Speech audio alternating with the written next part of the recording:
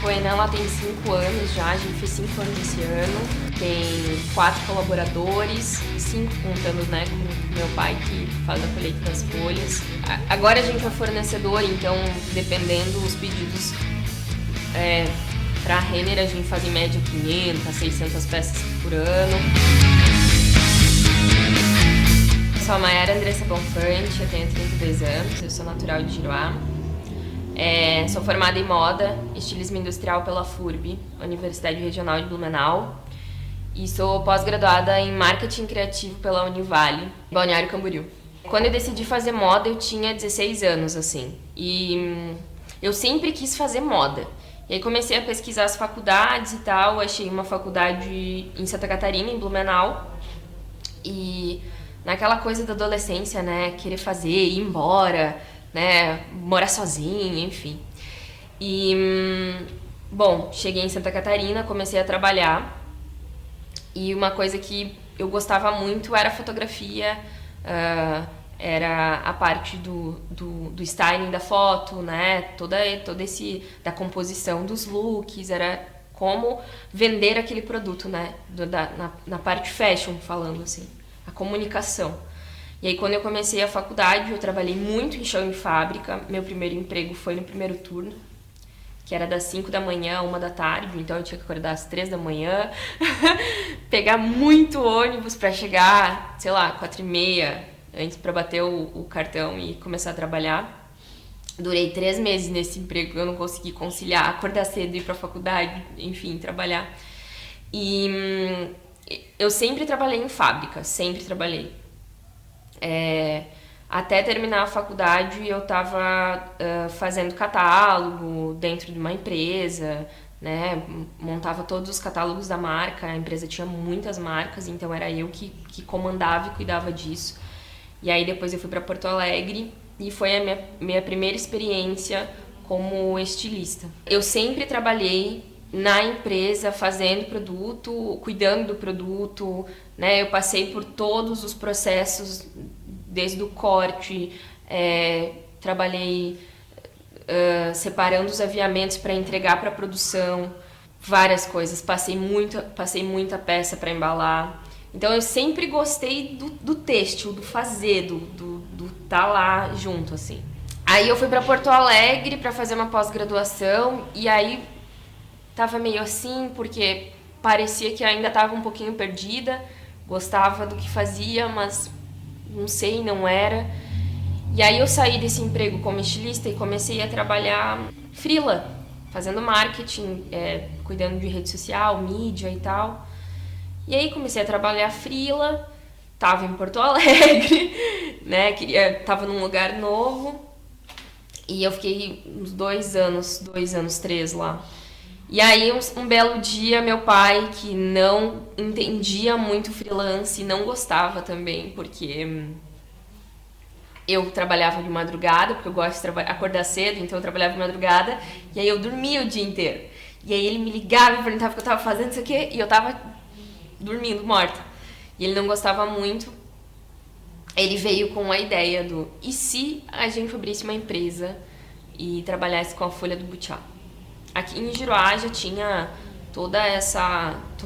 já tinha essa história, né? Já tinha pessoas que trabalhavam, já tinha pessoas que faziam bolsas de folha de butiá. E aí até questionei ele, será? Né? Porque até então eu me via na faculdade muito mais voltada para o marketing, para fotografia, do que para o desenvolvimento de fato. Então eu fiquei pensando naquilo, eu até ainda perguntei para ele, mas tu tá falando sério? Porque, né? E aí ele disse pra mim, não, eu tô falando sério. Vamos abrir uma empresa e vamos desenvolver bolsa de butiá. Bolsa de folha de butiá. Aí eu falei, tá, beleza, vamos. Aí eu fiquei pensando como eu ia fazer e acabei que decidi que ia montar um projeto, ia no Sebrae pra meio que o Sebrae dá pra mim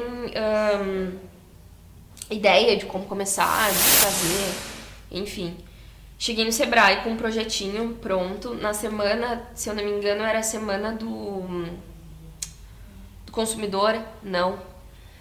Era uma semana que eles davam vários cursos de graça dentro do Sebrae. E aí eu cheguei lá e eu fiz muito curso de graça. E aí eu fui conversar com um especialista e no final tu podia conversar com o especialista. Eu conversei com o especialista e mostrei meu projeto pra ele. E ele olhou pra mim e disse, olha, é isso aí. Sustentabilidade já tá começando a crescer e daqui uns anos a gente vai estar falando muito em produtos sustentáveis e se tu não fizer, tu vai perder uma oportunidade gigantesca. E aí eu pensei, ai meu Deus, eu vou ter que fazer. Mas eu não sabia por onde começar, eu tentei voltar na minha memória, assim, lembrar matérias de modelagem na faculdade. Eu acho que a gente nunca tinha falado de bolsa. Eu não fazia a mínima ideia de como fazer uma bolsa. E aí eu liguei pro meu pai e falei, tá, vamos fazer. Daí ele disse, mas pra gente fazer tu tem que voltar pra casa. Isso era um plano. Era um plano dele. Eu pensei, putz, voltar pra casa. O que eu vou fazer em Giroá de novo? Já saí. Vou ter que voltar pra casa. Meu Deus, não vai ser fácil. Não vou conseguir voltar pra casa. E aí eu falei, não, então vamos fazer assim, ó. Deixa eu fazer primeiro as peças, a gente entender como vai funcionar. E aí depois eu volto pra casa. Então eu vinha às vezes, fazia, montava, até a gente achar as pessoas. A minha tia no início me ajudou muito. Ela que me ajudou a fazer as modelagens, as primeiras peças, os primeiros desenvolvimentos. Essa peça aqui, ó. Vou pegar. Essa peça aqui, ela é uma variante da primeira peça que eu fiz com folha de butiá. Essa peça, eu sempre retomo ela em alguma coleção porque ela me lembra a primeira peça que eu fiz. Então, tipo, eu sempre faço essa de uma forma diferente. Eu vim pra casa e desenhei as peças, comecei a estudar, a entender como funcionava. Entendi que eu tinha que ficar aqui, que eu tinha que fazer. E assim, a primeira peça que eu costurei, eu olhei pra aquilo e pensei, olha, meu pai tava certo, acho que é isso aí que eu quero fazer. E aí, tipo, parece que eu me encontrei, assim, eu falei, não, é isso. E aí a gente começou um processo de entender como trabalhar com a palha, com a folha, né? Como a gente vai fazer pra dar maleabilidade, durabilidade, como a gente vai fazer pra costurar, como a gente vai fazer pra que isso funcionasse, assim, e de fato fosse um produto que a gente conseguisse vender. Porque tem a questão do artesanato, a coisa cultural do que, tipo, as pessoas, elas não gostam, elas acham que artesanato tem que ser um valor baixíssimo, sabe? Que é uma coisinha feita ali e que, tipo, tá tudo bem, né? Só pra dar uma lembrancinha de um lugar que eu fui, mas não, o artesanato, ele é rico, ele conta uma história, ele conta uma cultura, e valorizar o artesanato é valorizar uma comunidade local, é valorizar uma história, é valorizar um processo. Então eu sempre quis que uma das coisas que eu mais tinha em mente era que a gente vendesse o artesanato feito à mão, mas num produto bom, com design, com durabilidade, que a pessoa pudesse usar sempre, que ela pudesse, que ele estivesse presente em vários momentos da vida da pessoa, né? Que ele fosse um produto atemporal, que durasse anos e que ela não ficasse presa nessas coisas de temporada, né? Primavera, verão, outono, inverno, resort. Então, tudo isso foi pesando nesses primeiros produtos que eu fiz, assim.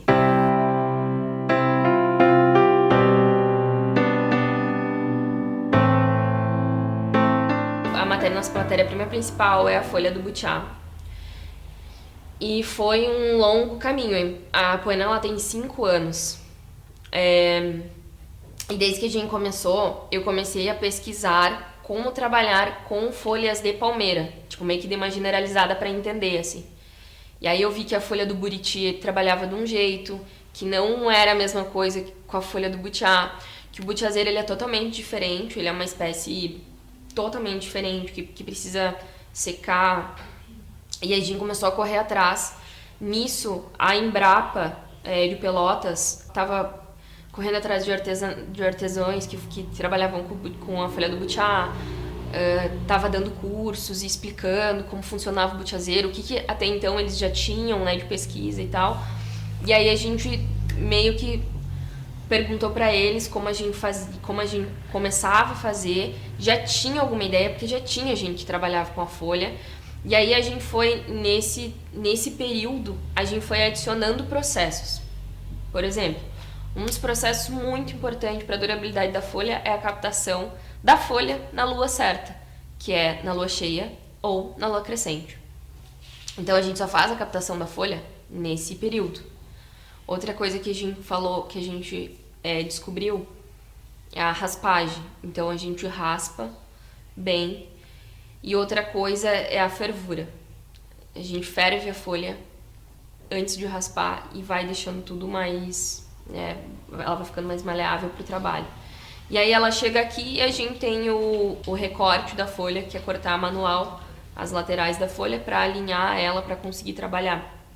Mas esses processos a gente foi adicionando durante os anos, assim, não foi uma coisa tipo de primeira. Agora então a gente vai... E se a gente ferver? Que nem a folha do buriti. A folha do buriti elas fervem.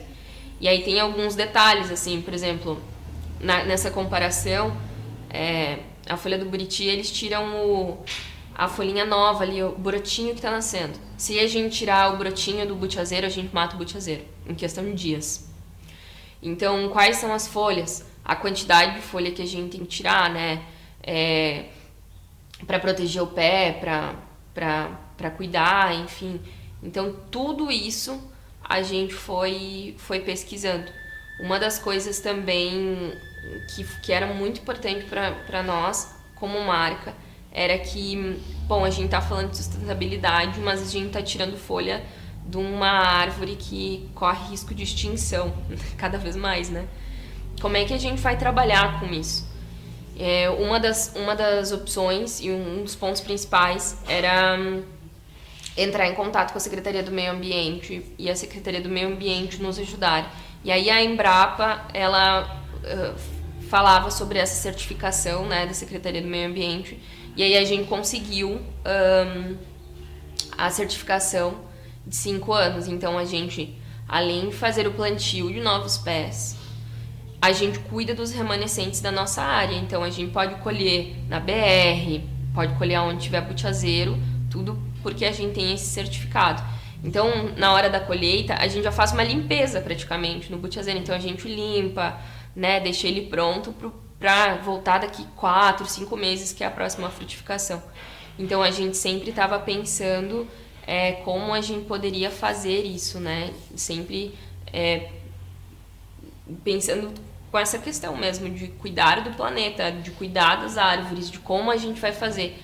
Então o replantio a gente já tem mais de 200 pés e os remanescentes que a gente usa, eles estão sempre muito bem cuidados, né? Então a gente pode sempre aproveitar.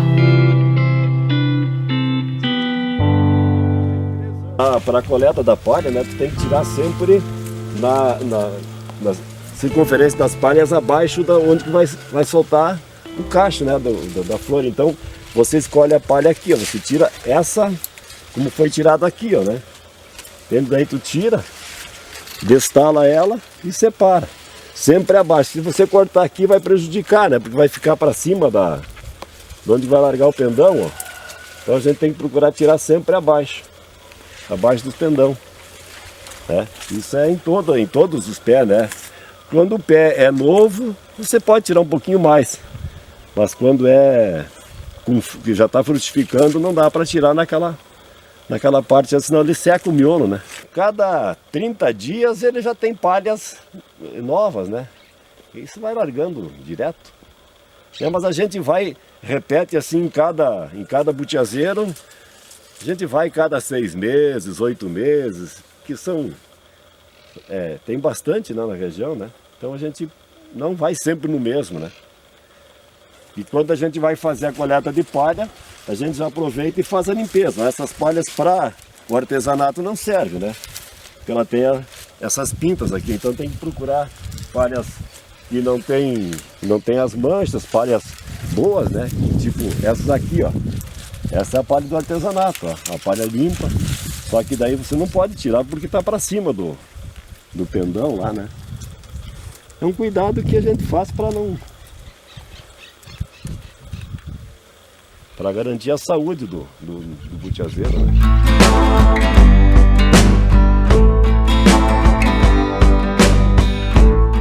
A sustentabilidade, ela acho que é um novo a nova forma de empreender, assim, uma sustentabilidade, ela não é apenas ser sustentável com a natureza, né? Ou ter energia, enfim, outras fontes de energia, mas a sustentabilidade também é olhar para o teu empregado ali, cuidar dele, ter um olhar mais amoroso, cuidar dos pagamentos do salário, por exemplo, né?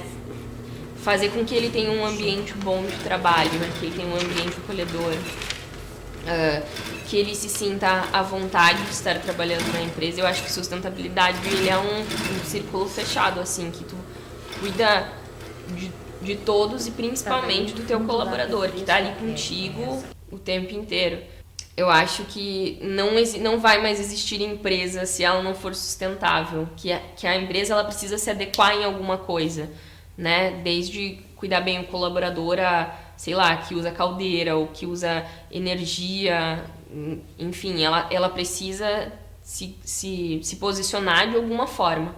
Olha, que eu espero deixar pro mundo. A gente sempre espera deixar um legado, né? Uma história. Eu acho que a Apoena ela pode inspirar outros empreendedores. Ela não é só uma bolsa, né? Ela conta a história de um município, de pessoas que produzem produtos com muito amor, com muito carinho. Eu acho que o legado é mostrar que o trabalho artesanal ele pode sobreviver, pode estar em grandes empresas, pode vender para muitas pessoas. Então eu acho que é isso, assim, acho que esse é o nosso legado.